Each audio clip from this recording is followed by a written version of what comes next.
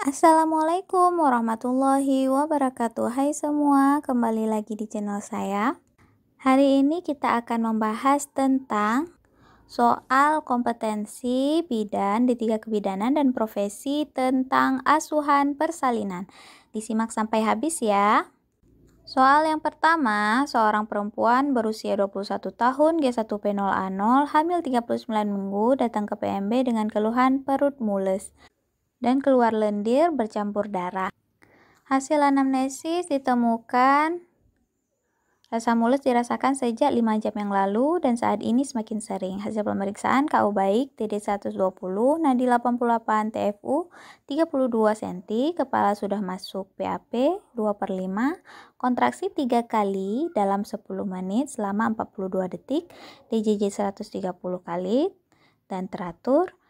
Pemeriksaan dalam porsio lunak tipis, pembukaan serviks 8 cm, selaput ketuban positif, presentasi kepala, UUK, ke depan, penurunan HOT3. Yang ditanyakan adalah diagnosa apakah yang tepat pada kasus tersebut? A. Infartu kala 1 fase laten, B. Infartu kala 1 fase aktif, C. Infartu kala 1 fase aktif akselerasi, D. Infartu kala 1 fase aktif deselerasi, E. Infartu kala 1 fase aktif dilatasi maksimal. Oke, kata kuncinya adalah kontraksi 3 kali 10 menit selama 42 detik, DJJ 130 kali per menit, pemeriksaan dalam porsio lunak tipis, pembukaan 8 cm dan selaput ketuban masih positif. Dan yang ditanyakan adalah diagnosa yang tepat pada kasus tersebut. Nah, berikut pembahasannya, yaitu kala 1 persalinan dibagi menjadi 2 fase, yaitu fase aktif, yaitu periode waktu dari awal persalinan, pembukaan 1 sampai 3 cm. Sedangkan yang kedua adalah fase aktif, yaitu periode waktu pembukaan 3 sampai 10 cm. Dan kemudian fase aktif dibagi lagi menjadi 3 bagian, yaitu fase aktif akselerasi, yaitu waktu 2 jam pembukaan 3 sampai 4 cm. Kemudian fase dilatasi, yaitu waktu 2 jam pembukaan sangat cepat dari 4 cm menjadi 9 cm. Dan yang terakhir adalah fase deselerasi, yaitu pembukaan menjadi lambat kembali dalam 2 jam dari pembukaan 9 cm menjadi lengkap.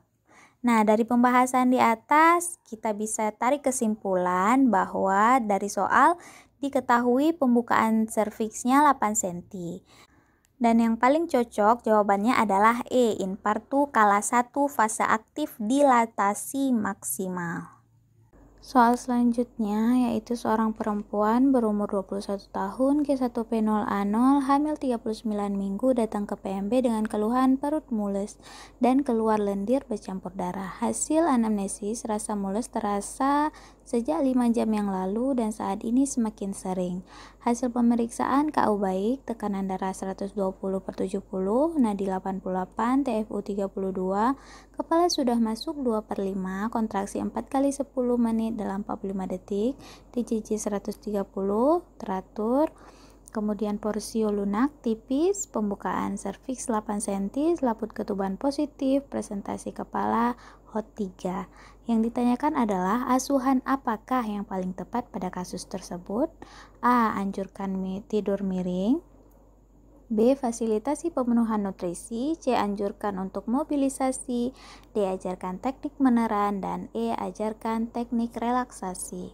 Nah, kata kuncinya adalah hamil 39 minggu, kemudian perut mules, pembukaan 8 cm, sedangkan selaput ketuban positif. Nah, pembahasannya adalah pada fase ini, mobilisasi adalah hal yang paling penting. Nah, silakan dibaca pengertian dari mobilisasi serta pentingnya mobilisasi, dan jawabannya adalah C, anjurkan untuk mobilisasi.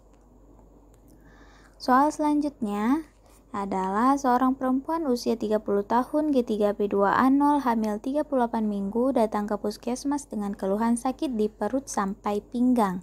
Hasil anamnesis, sakit dirasakan sejak 5 jam yang lalu, keluar lendir bercampur darah. Hasil pemeriksaan KU baik, TD 120/80, suhu 36,8, pernafasan 22, TFU 33 dan kepala 1/5. DJJ 140 kali per menit, kontraksi 4 kali dalam 10 menit selama 45 detik. Kemudian porsio tidak teraba, pembukaan lengkap, ketuban positif. Dan yang ditanyakan adalah asukan kebidanan apakah yang selanjutnya dapat dilakukan. A. Melakukan amniotomi. B. Menganjurkan jalan di sekitar tempat tidur. C. Memimpin persalinan bila ibu ingin meneran. Kemudian D. Tunggu ketuban pecah sendiri dan pimpin persalinan. E. Fasilitasi pimpin persalinan saat diameter kepala 5-6 cm di vulva. Nah, kata kuncinya adalah hamil 38 minggu, kontraksi 4 kali dalam 10 menit selama 45 detik, pembukaan lengkap dan ketuban masih ada. Nah, pembahasannya adalah karena di sini ketubannya masih ada dan pembukaan sudah lengkap dan dilihat dari kontraksinya sudah 45 detik, maka hal yang dilakukan adalah amniotomi. Dan jawabannya adalah A. Melakukan amniotomi. Soal selanjutnya, seorang perempuan usia 33 tahun G2P1A0 umur kehamilan 40 minggu sedang dalam persalinan kelas 1 di BPM sejam 4 jam yang lalu dengan keluhan mules. Hasil anamnesis, sakit melingkar dari perut depan tembus ke belakang sejak di rumah hingga 1 jam yang lalu dan saat ini rasa sakit berkurang. Hasil pemeriksaan KU baik, TD 120, nadim 80, suhu 36,6, pernafasan 18, TFU 33, presentasi kepala. DJJ 140, kontraksi 2 kali 10 menit selama 25 detik. Kemudian porsio tebal dan lunak, pembukaan serviks 6 cm, ketuban masih ada, HOT 2. Yang ditanya adalah kelainan apakah yang terjadi pada kasus tersebut. A. Inersia uteri primar, B. Inersia uteri sekunder, C. Kontraksi uterus hipotonik, D. Kontraksi uterus hipertonik, dan E. Kontraksi uterus tidak terkoordinasi. Nah, kata kuncinya adalah kontraksi 2 kali dalam 10 menit selama 25 detik. Kemudian porsio masih tebal dan lunak. Kemudian pembukaan serviks 6 cm, ketuban masih ada dan HOT 2. Nah, berikut adalah pembahasan dari inersia uteri. Silahkan dibaca masing-masing dari pengertiannya dan jawabannya adalah A. Inersia uteri sekunder. Nah, inersia uteri sekunder terjadi apabila sifat his baik atau normal pada awal di permulaan persalinan akan tetapi his kembali melemah oleh karena otot-otot uterus yang mengalami kelelahan akibat persalinan yang lama. Karena si ibu dalam kelas 1 selama 4 jam yang lalu. Kemudian soal selanjutnya, seorang perempuan umur 25 tahun G1P0A0 melahirkan bayi laki-laki di PMB. Plasenta belum lahir. Hasil anamnesis sudah diberikan oksitosin kedua. Plasenta belum lahir. Hasil pemeriksaan KU baik, TD 110/70, nadi 84, pernapasan 20, suhu 37, uterus teraba diskoid. Tidak ada pengeluaran darah. Diagnosa apakah yang tepat pada kasus tersebut? A. Placenta previa, B. Solusio placenta, B. Ablation placenta, D. Retensio placenta, dan E. Placenta circumvallata. Kata kuncinya adalah pasien dalam kala 3, sudah diberikan oksitosin kedua, plasenta belum lahir, uterus teraba diskoid, tidak ada pengeluaran darah. Nah, pembahasannya adalah diagnosis retensio plasenta digunakan jika plasenta belum lahir setelah setengah jam atau 30 menit setelah bayi lahir. Nah, jawabannya adalah D. Retensio plasenta. Kemudian soal selanjutnya, seorang perempuan umur 31 tahun P2A0 melahirkan 15 menit yang lalu di Puskesdes. Riwayat persalinan, bayi lahir normal, spontan, menangis kuat, gerakan aktif, plasenta lahir lengkap. Hasil pemeriksaan KU baik, TFU 1 jari di bawah pusat, kontraksi uterus kuat, kandung kemih kosong. Perdarahan lebih kurang 200 mili.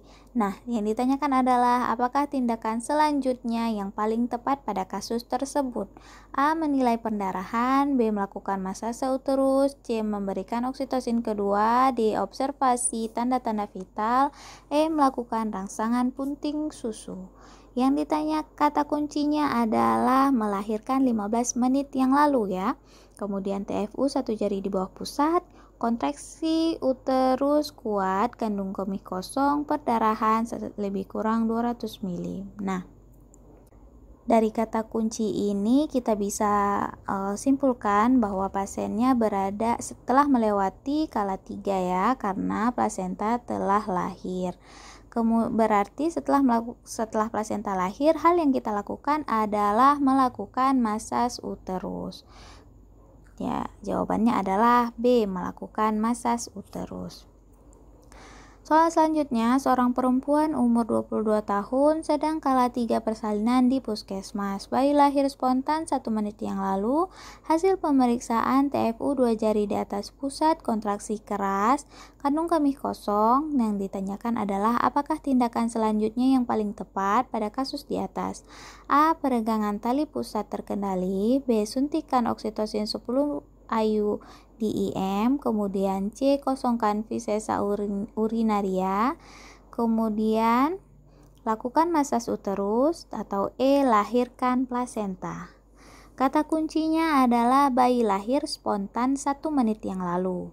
TFU 2 jari di atas pusat, kontraksi keras, kandung kemih kosong. Nah, bisa kita lihat dari kata kuncinya bahwa bayi baru lahir 1 menit yang lalu, berarti telah melewati kala 2.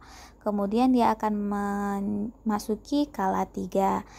Nah, saat memasuki manajemen aktif kala 3, hal yang kita lakukan yang pertama kali adalah mengecek apakah ada janin kedua. Dan apabila tidak ada janin kedua, maka dilakukan suntikan oksitosin 10 IM.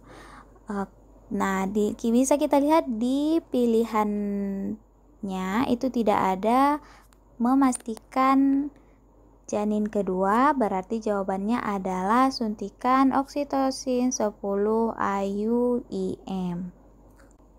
Alhamdulillah telah selesai hari ini pembahasannya. Semoga bermanfaat dan kita jumpa lagi di video selanjutnya ya. Terima kasih. Assalamualaikum warahmatullahi wabarakatuh.